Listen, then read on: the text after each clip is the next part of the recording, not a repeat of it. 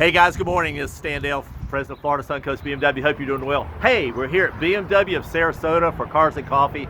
And man, we've had just a great turnout this morning. 23, 24, 25 cars out, in and out. But hey, I wanted to take a minute to introduce you to one of our good friends, John Burnham. John joins us here at Cars and Coffee. And John, we're going to take a look at what?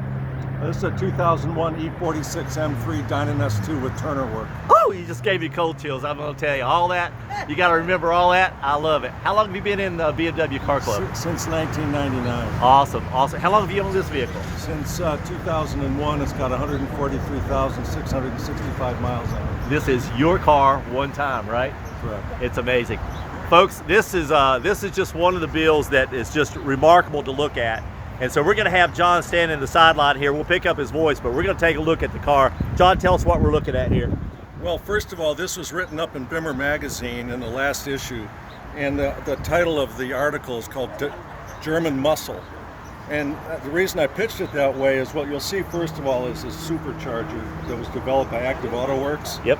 Turner Motorsport put that in. Wow. Along with things like the hard plenum. We did catbacks, we did suspension upgrades, we did the full Dynaness 2, including the wheels and the rear diff. Wow. So the full Dynaness 2 plus a full Turner Motorsport build. Wow. Okay, that's up front and underneath. This car is a cream puff, even with how many miles? 143,665. to be exact. To be exact, folks. That's what enthusiasts do. We're exact.